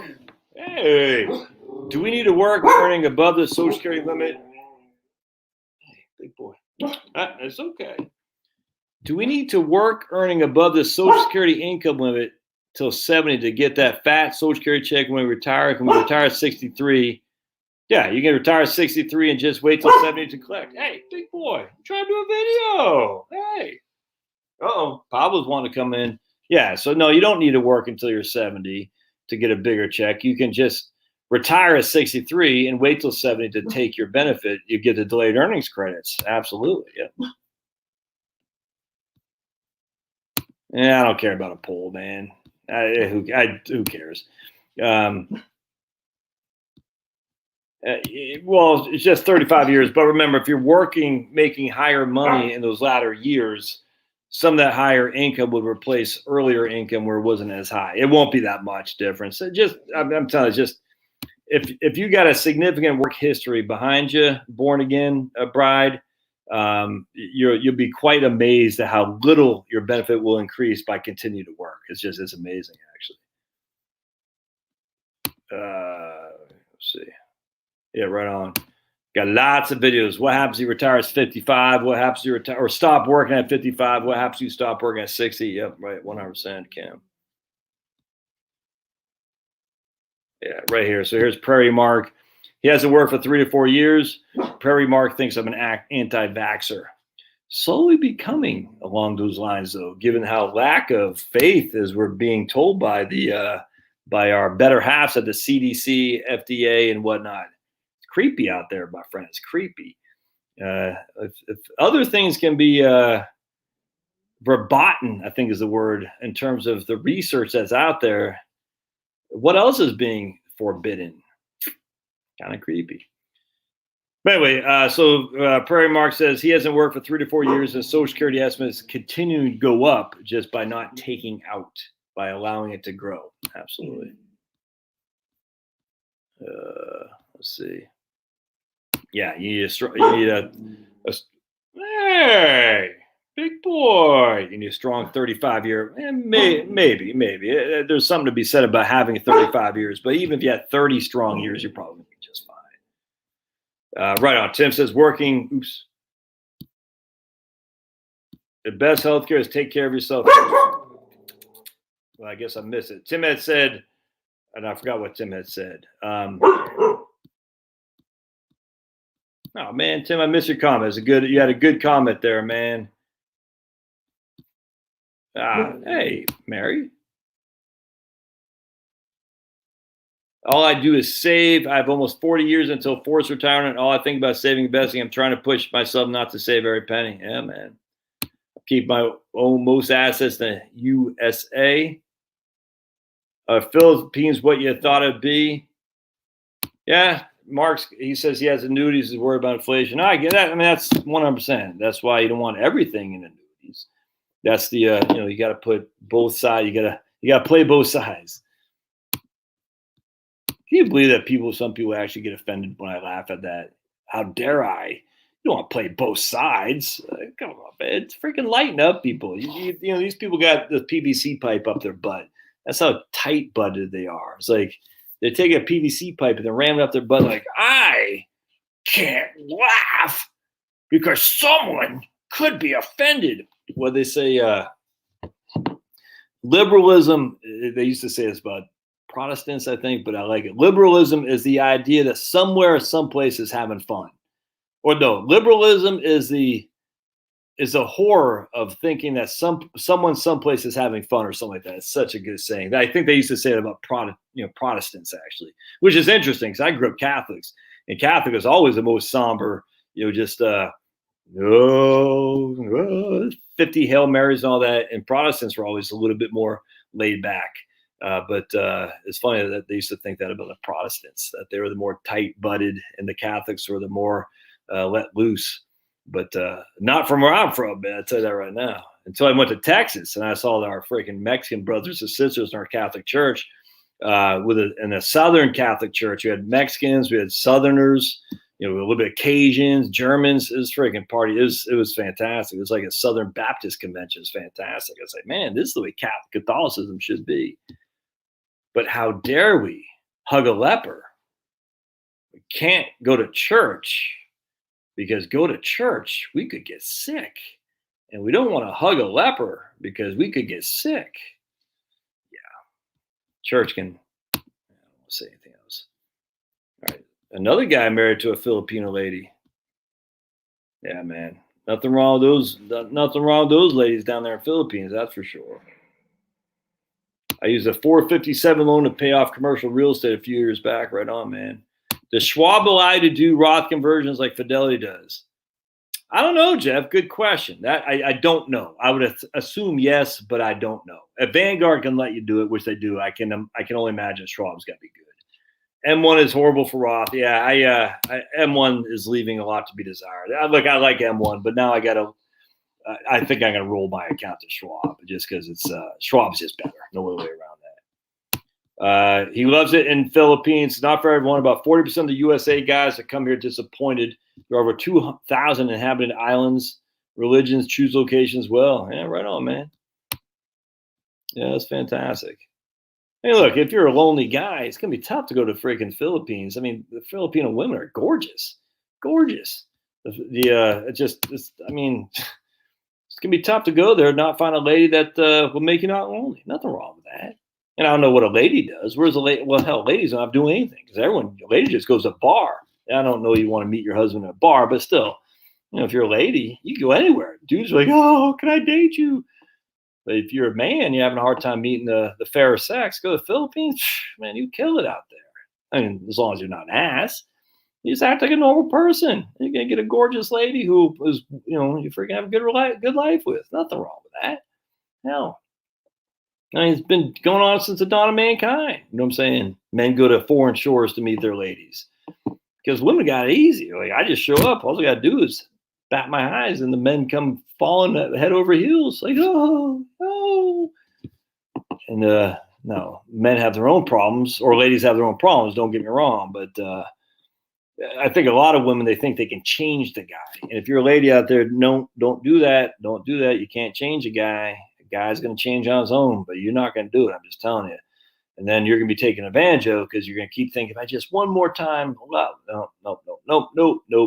I was listening to Blonde in the Belly of the Beast. You ever listen to Blonde? She's on with Matt Christensen, and she was interviewing Gavin McInnes today. It was pretty interesting. I like Gavin. And Blonde was saying, if you're not married after a year, woman, drop that guy. If you haven't been proposed to after a year, drop him. Maybe. My wife and I were dating for 5 years on and off. So I think there's some validity to that. But at the end of the way, I don't know. I guess each situation is different. But that's probably a good starting point for sure. The next World Economic Forum is, oh, God. It's called Cyber Polygon. They're going to discuss the issue of a future event. We have a cyber attack on a supply chain. Yeah. Just preparing us for what they got planned, man. Oh, I can't freaking. Oh, But let's worry about this communist Chinese. Now, we got our enemy right there in front of our very face.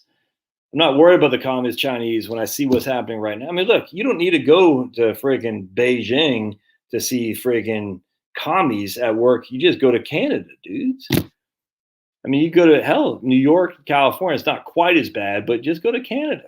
You don't need to worry about freaking commies and from China speaking Mandarin. You just go right up here. Canada. It's nuts. Go to Ireland. Look at Boris Johnson. What a clown.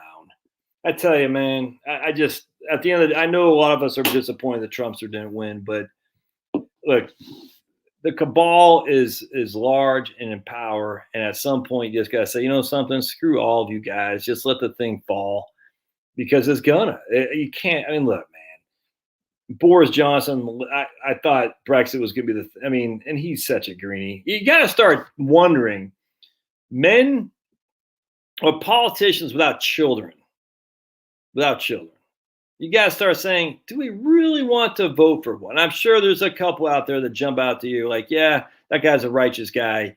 At the end of the day, though, you still got to start wondering, politicians without children, do you really want to vote for them? Because if they don't have children, why? And if they don't have children, you know, there might be a reason they don't. Maybe they're married and their wife can't have kids. Maybe they're married and they can't do what they got to do, if you know what I'm saying. But at the end of the day, you got to start wondering. I look at Boris Johnson, no kids, not even married. It might be now, but he's there for himself, man. He's there for himself. So who's his God? It's the environment, because that's all he's got. All he's got is the environment, man. Because they don't believe in anything. They don't care about the future for them, for their children. They just care about it for themselves, and they care about power. They're so narcissistic. And as such, you got to say, I'm not sure I want to vote for a politician that doesn't have kids because he's got nothing for the future. He doesn't care. He's dead. So a lot of these guys are atheists too. They're like, yeah, I'm dead. I'm sitting in my grave. That's it. See ya. They don't care. They're just living for the moment. But consumed by power, and I grant you, and the power is, you know, the global tyranny of the green cabal. But you know, this World Economic Forum group is not a good group of people. They're not good. And so let's not worry so much about the CCP. Let's worry about the what's in our own very midst. JP Morgan's, BlackRock. Oh, BlackRock. Ugh. JP Morgan's of the world. You know what I'm saying? The World Economic Forum. I mean, it's just, you know, these guys are, look, I mean, I'm on a platform run by Google, for heaven's sake. I don't know what their exposure to World Economic Forum is. I don't know. I imagine it's probably pretty significant. But let's not worry so much about the CCP. That's just that's a false flag if there ever were one. All right. What are Schwab's fees? Oh yeah, nothing, man. Schwab is low. Kim, Schwab's just fantastic. I should do another interview with my sister. That's a great idea, Paul. Right on, man. Yeah, you know, Devin and I did a video on Mexico yesterday. I like Mexico. If I could speak Spanish, I'd be there. Of course, my wife doesn't want to go. So I'd like Mexico, West Virginia. Wife doesn't want to go there. So it's going to be for us, you know, some Georgia, Tennessee, Virginia. That's where we'll be, right? But we're going to get out of Fulton County and go in one of these places. As long as we survive. You know what I'm saying? We got 5 years left in Fulton County. As long as we can survive 5 years, we will be out. We'll be gone. You pay fee. I don't think you can buy Wellington at Schwab. I don't think you buy Wellington at Schwab, man.